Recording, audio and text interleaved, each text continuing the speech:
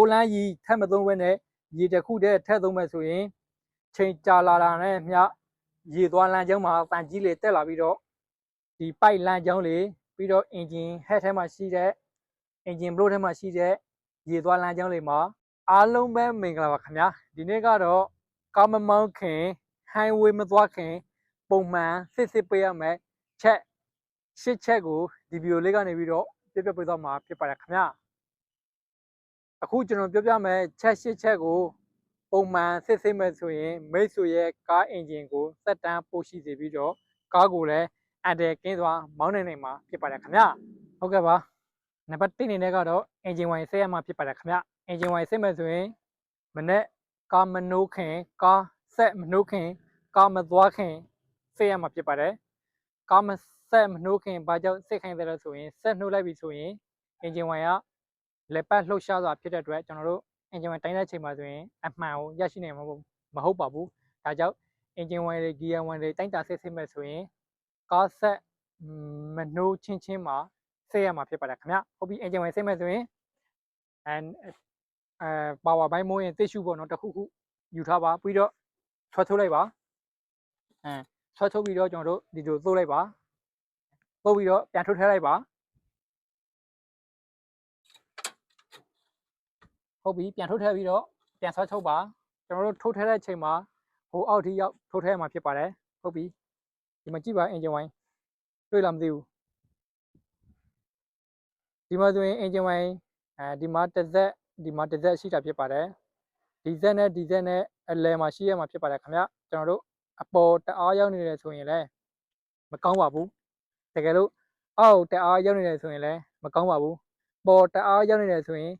ကျွန်တော်တို့ထမင်းစားတဲ့ချိန်ကျရင်ထမင်းအများကြီးစားလိုက်ရင်လက်ရှူမွားသလိုမျိုးကိုယ့်အကိုမအီမယ်လည်းဖြစ်တယ်လို့ဖြစ်တတ်တာဖြစ်ပါတယ်အင်ဂျင်မှာလည်းဒီတိုင်းပါပဲအများကြီးထည့်လိုက်ရင်အင်ဂျင်မှာလက်ပတ်လှုပ်ရှားရတာဘယ်လိုပြောမလဲအင်ဂျင်ဆွဲယုံအားကိုဘယ်လိုပြောမလဲကျွန်တော်တို့လေးသေးတယ်ပေါ့ဗျာပို့ပြီးတော့အင်ဂျင်ရဲ့တန်လည်းနည်းနည်းဆူညံသေးတာဖြစ်ပါတယ်ပြီးတော့အင်ဂျင်ငွေ့ပြန်ပဲနေပြီးတော့အင်ဂျင်ဝိုင်လေးပို့ပြီးတော့မှုတ်ထုတ်တာဖြစ်ပါတယ်ကျွန်တော်တို့အင်ဂျင်ဝိုင်ကိုတအားကြီးရော့ပြီးထည့်လိုက်မယ်ဆိုရင်လည်းအင်ဂျင်ကလိုလို့တဲ့နေရာကိုမရရှိတဲ့ဖြစ်တဲ့အတွက်အင်ဂျင်ကိုသက်တမ်းပို့တိုတာဖြစ်ပါတယ်ပြီးတော့တန်လေးလည်းထွက်ပြီးတော့အင်ဂျင်ကိုပျက်စီးလွယ်သေးတာပေါ့နော်ပုံမှန်ဆိုရင်ကျွန်တော်တို့ဒီစင်းနဲ့ဒီနားလောက်မှာရှိရမှာဖြစ်ပါတယ်ခင်ဗျအင်ဂျင်ဝိုင်ကလည်းကျွန်တော်တို့ရွှေရုံသားနေရမှာဖြစ်ပါတယ်မဲနဲ့နေပြီဆိုရင်အင်ဂျင်ဝိုင်ကိုလဲရမှာဖြစ်ပါတယ်အင်ဂျင်ဝိုင်ကိုကီလို9 တန်ကနေပြီးတော့1000ပြည့်ရင်တစ်ခါလဲရမှာဖြစ်ပါတယ်နံပါတ်2အနေနဲ့ကတော့ဂီယာဝိုင်ဆက်ရမှာဖြစ်ပါတယ်ဂီယာဝိုင်ဆက်တဲ့အချိန်မှာလည်းအင်ဂျင်ဝိုင်ဆက်သလိုမျိုးပဲဆက်မနှိုးခင်ကားမသွားခင်ဆက်ရမှာဖြစ်ပါတယ်ခင်ဗျဟုတ်ပြီဂီယာဝိုင်ဆက်မယ်ဆိုရင်ဆွဲထုတ်ပါ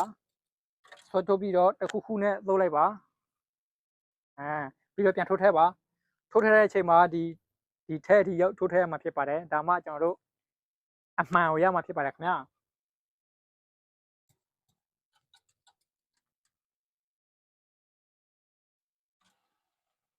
ဟုတ်ပြီကျွန်တော်တို့ဂီယာဝိုင်းမှာလည်းဒီမှာတွေ့လားမသိဘူး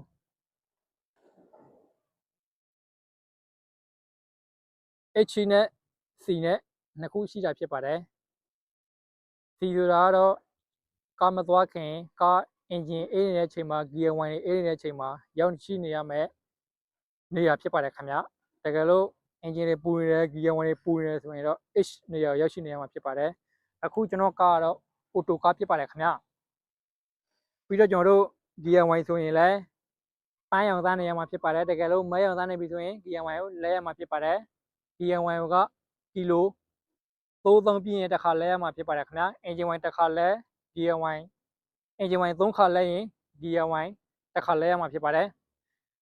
ဒါကတော့အော်တိုကားဖြစ်တဲ့အတွက်တိုင်းတာစစ်ကိုယ့်အကိုတိုင်းတာစစ်ဆေးလို့ရတာဖြစ်ပါတယ်တကယ်လို့ဂီယာကားကိုစစ်ဆေးမယ်ဆိုရင်တော့နီးစပ်ရာ workshop မှာသွားပြီးတော့စစ်ဆေးရမှာဖြစ်ပါတယ်ကိုယ့်အကိုစစ်ဆေးလို့မရရှိနိုင်ပါဘူးနံပါတ်3အနေနဲ့ကတော့ blade C စစ်ဆေးရမှာဖြစ်ပါတယ်ခင်ဗျ blade C ရာဆိုရင်နှစ်မျိုးနဲ့စစီးတာဖြစ်ပါတယ်သူရဲ့မျိုးစားကတော့ blade C ရဲ့ဖုံးမှာရေးထားပေးတာဖြစ်ပါတယ်ဒီမှာ DOT3 ဒါ dot 3မျိုးစားဖြစ်ပါတယ်တချို့ကားတွေမှာတော့ DOT4 ဆိုပြီးတော့ရေးထားတာဖြစ်ပါတယ်ခင်ဗျ blade C ရာဆိုရင်လည်း maximum နဲ့ minimum နဲ့ maximum ဆိုပြီးတော့ သတ်မှတ်ချက်ရှိတာဖြစ်ပါတယ်ဒီ maximal ထိ blade စီကမြက်ရှိရမှာဖြစ်ပါတယ်ခင်ဗျာတကယ်လို့ blade စီရော့နေပြီဆိုရင်ဒီမှာ totally ဆိုတဲ့မျိုးစားကိုထည့်ပေးရမှာဖြစ်ပါတယ်ဘယ်လိုအကြောင်းမျိုးကြောင့်ပဲဖြစ်ဖြစ် blade စီကတနေရာကနေပြီးတော့မပေါက်ဘဲနဲ့ရော့စရာအကြောင်းမရှိပါဘူးတကယ်လို့ blade စီရော့နေပြီဆိုရင်တော့တနေရာကနေပြီးတော့ယိုစိတ်မှုရှိနေလို့ရော့တာဖြစ်ပါတယ်ဒါဆိုရင်ကျွန်တော်တို့ဘယ်နေရာယိုစိတ်လဲစိတ်ချစစ်ပြီးတော့ blade စီကိုပြန်ဖြီးလို့သိတာဖြစ်ပါတယ်ခင်ဗျ blade စီပြန်ဖြီးမယ်ဆိုရင်လည်းဒီဖုန်းဖွင့်လိုက်ပါဖွင့်ပြီးတော့ဒီမှာပါတဲ့ကိုမျိုးစားတိုင်းထိုင်မှာဝယ်ပြီးတော့ဖြီးပေးရမှာဖြစ်ပါတယ်ခင်ဗျဟုတ်ကဲ့ပါ blade စီဆိုရင်လည်းပုံမှန်ဘာမှမဖြစ်ဘူးဆိုရင်နှစ်တစ်ခါလဲပေးရမှာဖြစ်ပါတယ်ခင်ဗျနံပါတ်၄ကတော့ကိုလန်းရီကိုစစ်ဆေးရမှာဖြစ်ပါတယ်ခင်ဗျဒါကတော့ရေတိုင်ကြီးဖြစ်ပါတယ်ဒါကတော့ရေပြန်ဘူးဖြစ်ပါတယ်ခင်ဗျကိုလန်းရီဘူးမှာဆိုရင်လိုးနဲ့ဖြူနဲ့နှစ်မှတ်ပါတာဖြစ်ပါတယ်မြဲတမ်းကတော့ကျွန်တော်တို့အဖြူဆိုတဲ့နေရာကိုရောက်ရှိနေရမှာဖြစ်ပါတယ်ခင်ဗျကိုလန်းရီထည့်သုံးမဲ့ဆိုရင်လည်းရေတစ်ခုတည်းနဲ့ကျွန်တော်တို့သုံးလို့မကောင်းပါဘူးမရပါဘူးတကယ်လို့မရဘူးမဟုတ်ဘူးရတယ်ဒါပေမဲ့ရေရှည်မှာကိုကားအင်ဂျင်အတွက်ထိခိုက်နေနေတာဖြစ်ပါတယ်ဘာကြောင့်လဲဆိုတော့ကိုလန်းရီထပ်မသုံးဘဲနဲ့ရေတစ်ခုတည်းထည့်သုံးမဲ့ဆိုရင်ချိန်ကြာလာတာနဲ့မျှရေသွားလမ်းကြောင်းမှာတန်ကြီးလေတက်လာပြီးတော့ဒီပိုက်လမ်းကြောင်းလေပြီးတော့ engine head ထဲမှာရှိတဲ့ engine block ထဲမှာရှိတဲ့ရေသွားလမ်းကြောင်းလေမှာတန်ကြီးတက်ပြီးတော့ရေတွေကိုပိတ်ဆို့စေပြီးတော့ engine ကိုထိတက်စေနေတာဖြစ်ပါတယ်ဒါဆိုရင်ချိန်တိုတွင်းမှာ engine ကိုပျက်စီးစေနေတာဖြစ်ပါတယ်ခင်ဗျဒါကြောင့်ကျွန်တော်တို့ engine ထဲကိုထည့်တဲ့ရေထည့်သုံးမဲ့ဆိုရင်ကိုလန်းရေကိုထည့်သုံးပါကိုလန်းရေမှာဆိုရင်3မျိုးသုံးစားရှိတာဖြစ်ပါတယ်ပန်းရောင်ရှိတယ်ပြာရောင်ရှိတယ်ဈေးရောင်ရှိတယ်ကြိုက်တဲ့ရောင်ကိုထည့်သုံးလို့ရတာဖြစ်ပါတယ်ကိုကောက်မှာပန်းရောင်ထည့်ထားရင်ပန်းရောင်ထည့်သုံးပါတကယ်လို့ပြာရောင်ထည့်ထားရင်ပြာရောင်ထည့်သုံးရမှာဖြစ်ပါတယ်ခင်ဗျဟုတ်ပြီဒီသတ်မှတ်ချိန်တွင်ဒီသတ်မှတ်ထားတဲ့အမှတ်တွင်ကိုလန်းရေကမရှိဘူးဆိုရင်ဒီဖုန်းကိုဖွင့်ပြီးတော့လည်းထည့်လို့ရတယ်လို့ဒီဖုန်းကိုလည်းဖွင့်ပြီးတော့ထည့်လို့ရတာဖြစ်ပါတယ်ဒီဖုန်းကိုဖွင့်မယ်ဆိုရင်ဒီဖုန်းရောဖွင့်မယ်ဆိုရင်အင်ဂျင်ကိုအေးနေအောင်ထားပြီးမှဖွင့်ရမှာဖြစ်ပါတယ်ခင်ဗျအင်ဂျင်ပူနေတဲ့အချိန်မှာဆိုရင်လုံးဝဖွင့်လို့မရပါဘူးတကယ်လို့ဖွင့်မိမယ်ဆိုရင်ဒီထဲမှာရှိတဲ့ pressure တွေကတောင်းကန်ပြီးတော့ကိုယ့်ရဲ့ခန္ဓာကိုယ်ထိခိုက်ပြီးတော့အန္တရာယ်ရှိနေတာဖြစ်ပါတယ်ခင်ဗျဟုတ်ပြီဖြစ်ရှင်နေဆိုရင်ဖုန်းဖွင့်ပါဖွင့်ပြီးတော့ဒီထဲမှာဘာရောင်ထည့်ထားလဲပန်းရောင်ဆိုရင်ပန်းရောင်ဘူးဝယ်ပြီးတော့ထည့်ရမှာဖြစ်ပါတယ်ခင်ဗျထည့်မယ်ဆိုရင်လည်းဖြူဆိုတဲ့နေရာထိပဲထည့်ရမှာဖြစ်ပါတယ်အများကြီးထည့်ရင်လည်းဘာမှမထူးပါဘူးကျွန်တော်တို့ဒီမှာရေပြန်ပဲနေပြီးတော့ပြန်ပြီးတော့ယူမှာဖြစ်ပါတယ်ခင်ဗျသူသတ်မှတ်ထားတဲ့နေရာထိပဲထည့်ရမှာဖြစ်ပါတယ်အများကြီးထည့်ရင်တူတူပါပဲခဏတော့အင်ဂျင်ဝိုင်လိုမျိုးပဲအများကြီးထည့်ရင်လည်းပို့ပြီးတော့လေးသေးတာဖြစ်ပါတယ်ခင်ဗျဒါကြောင့်သတ်မှတ်ထားတဲ့နေရာထိပဲထည့်ပေးရမှာဖြစ်ပါတယ်ထပ်ပြီးဆိုရင်လည်းကျွန်တော်တို့ဒီဖုန်းလေးအန်တယ်များတာဖြစ်ပါတယ်ရေတွေပါလေဖြည့်ပြီးဆိုရင်ဒီလိုမျိုးသေချာပိတ်ဖို့သေချာပိတ်ဖို့မမေးပါနဲ့ချအောင်လော့ချအောင်ချပါမချမနဲ့ဒီတိုင်းဖွင့်ထားမယ်ဆိုရင်ကားကိုမုံပြီးသွားတဲ့ချိန်ကျရင်အင်ဂျင်ပူလာတဲ့ချိန်မှာရေလေအကုန်လုံးပြင်ကန်ထွက်ပြီးတော့အင်ဂျင်ကိုဟီတက်စေနေတာဖြစ်ပါတယ်ခင်ဗျအင်ဂျင်ဟီတက်လာပြီဆိုရင်ချိန်ကြာလာတာနဲ့မျှအင်ဂျင်ထဲမှာရှိတဲ့ပင်စတင်တွေကတစ်ခုနဲ့တစ်ခုပူများပြီးတော့ပေါတိုက်ပြီးတော့အင်ဂျင်ကိုပျက်စီးစေနေတာဖြစ်ပါတယ်ခင်ဗျဒီကိုလန်းရီကိုကတော့ကျွန်တော်တို့ပုံမှန်ဘာမှမဖြစ်ဘူးဆိုရင်နှစ်တစ်ခါလဲပေးရမှာဖြစ်ပါတယ်ခင်ဗျနံပါတ်5ကတော့ power CRN ဝိုင်းပဲဖြစ်ပါတယ်ခင်ဗျဒီဝိုင်းရဆိုရင်အင်ဂျင်ဝိုင်းဆက်သလိုမျိုးပဲအေးနေတဲ့ချိန်မှာဆက်ရမှာဖြစ်ပါတယ်ဟုတ်ပြီစိတ်မယ်ဆိုရင်ဖုန်းဖွင့်လိုက်ပါဖွင့်ပြီးတော့ပန်းရောင်တန်းနေရမှာဖြစ်ပါတယ်ခင်ဗျာတကယ်လို့မဲရောင်တန်းနေပြီဆိုရင်လဲပေးရမှာဖြစ်ပါတယ်ဒီ power CRN U ကတော့ပုံမှန်ဘာမှမဖြစ်ဘူးရိုစိတ်မှုမရှိဘူးဆိုရင်နှစ်တစ်ခါလဲပေးရမှာဖြစ်ပါတယ်ခင်ဗျသူ့မှာလည်း hot ဆိုတဲ့စာသားနဲ့ကိုးဆိုတဲ့စာသားနှစ်ခုပါတာဖြစ်ပါတယ် power CRN ရီအေးရဲ့ချိန်မှာဆိုရင်ဒီမှာကိုးဆိုတဲ့နေရာရောက်ရှိနေမှာဖြစ်ပါတယ်ခင်ဗျတကယ်လို့ပူနေတဲ့ချိန်မှာဆိုရင်ဒီမှာ hot ဆိုတဲ့နေရာကိုရောက်ရှိနေမှာဖြစ်ပါတယ်ဒီ power CRN ရီဆိုရင်ကျွန်တော်တို့တကယ်လို့မရှိဘဲနဲ့မမှုမယ်ဆိုရင်ဒီ power gun power pad ပြတ်သွားနိုင်တာဖြစ်ပါတယ်ခင်ဗျ power pad ပြတ်ပြီဆိုရင်အောက်မှာရှိတဲ့ power gun လည်း ပျက်စီးစေနေတာဖြစ်ပါတယ်ဒါကြောင့်ဒီပါတိုင်းစီရတိုင်းပဲ့ကိုလည်းရီကိုလည်းအများအားစစ်ပေးရမှာဖြစ်ပါတယ်ဒီရီမရှိဘဲနဲ့မောင်းမယ်ဆိုရင်ထဲမှာပီနီယန်လေးတစ်ခုနဲ့တစ်ခုပေါင်းတိုက်ပြီးတော့ကျိုးပဲ့ပြီးတော့ပျက်စီးသွားပြီးတော့ပိုက်ဆံတွေကုန်ကြများစီမှာဖြစ်ပါတယ်ခင်ဗျနံပါတ်6စစ်ဆေးရမယ့်ချက်ကတော့နံပါတ်6စစ်ဆေးရမယ့်အချက်ကတော့ဝိုက်ဘာရီနဲ့ကျွန်တော်တို့ဝိုက်ဘာ